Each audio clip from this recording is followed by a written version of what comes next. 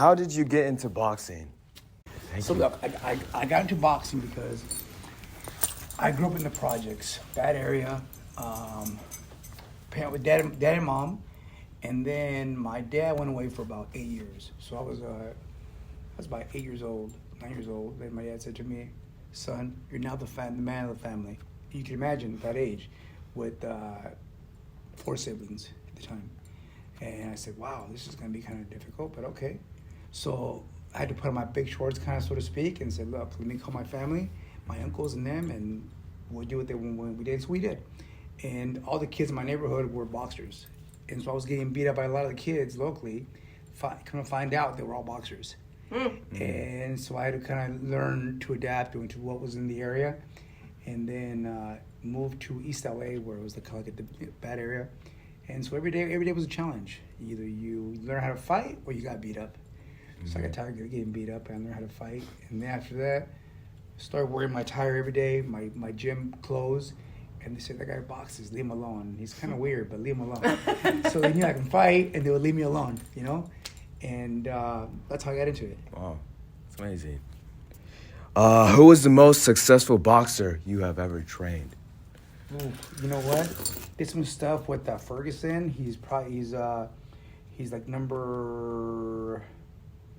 he was number 5 in the world MMA. He fought last weekend and he lost. He got knocked out, but he's now 38 years old. He was gonna fight Khabib at one time, but the fight never happened. Yeah. As a matter of fact, there's a picture of him back there on the wall there. He is he lived out here in California. He was we're in the same cars together. We same fights. He was out of Michigan, a wrestler, national champion, national wrestler out of that state, and Mexican guy. But again, one of the guys that became very well known. And of course, Michaela Mayer. She's not as famous yet because in boxing it's different. When you're female, it's such a BS sport in that sense. That boxing is so elevated, and if you're a female, you're not as popular. Like, for example, Muhammad Ali's daughter, Layla Ali. Great person, but obviously the average person does not know who Layla Ali is, right? But they know Muhammad Ali. So Layla Ali was a great fighter, but again, the status because of what the sport is, it generally doesn't work the same way, and that's what I've seen in 45 years. That it's different, What's your favorite boxing movie? It has to be always, of course, the original Rocky. Yeah. But I would say, even to this day, if I watch a movie called Cinderella Man, at some point I'll tell my family to get out of the room and I need 5 minutes to myself because. Yeah. I see. Even now, as I talk about it, it gets me emotional because because in a sense, I kind of see like the movie, the plot. How the guy was a great boxer, he hit downhill, and then all of a sudden now he's on welfare or whatever, public aid. And so what happens is he goes and he in the movie he goes and applies for welfare or whatever, and he gets some money, and then when he becomes like a world champion, he goes back and he gives the money back to the place, and the place like, this never happened before. The champion's giving the money back that they gave him to basically, help him out in his depression when he was out of work. And so when I see that movie, it kind of brings me back to my struggle. Yeah. How I went. People say, "Well, you always had a silver spoon. People always gave you a night. You drive a Lexus. You have this." No. I come from a place where we had no running water, no electricity. Our roof leaked. So basically, I come from Mexico, and we had nothing.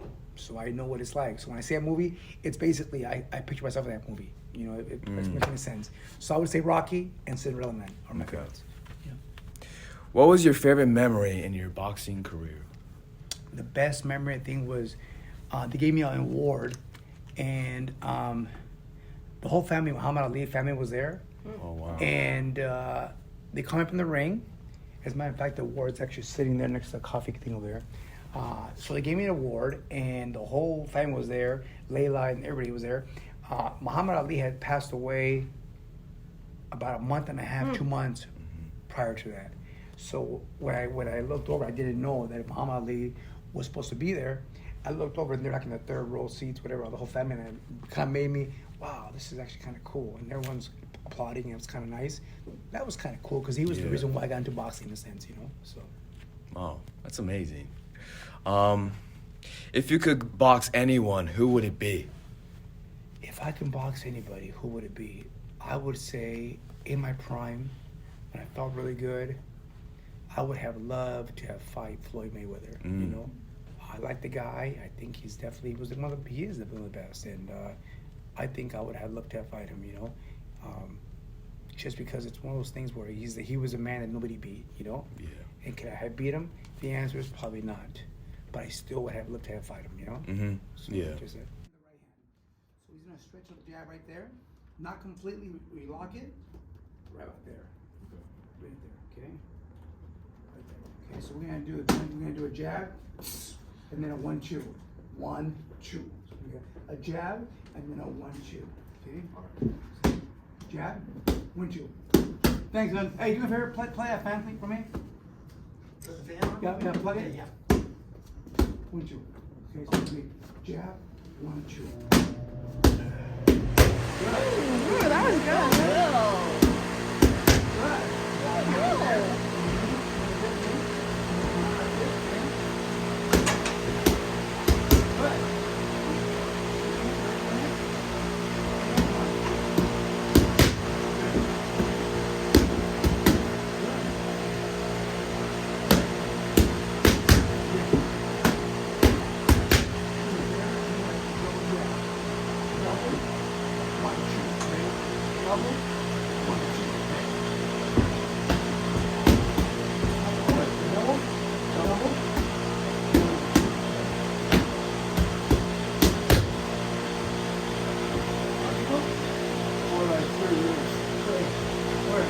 Where?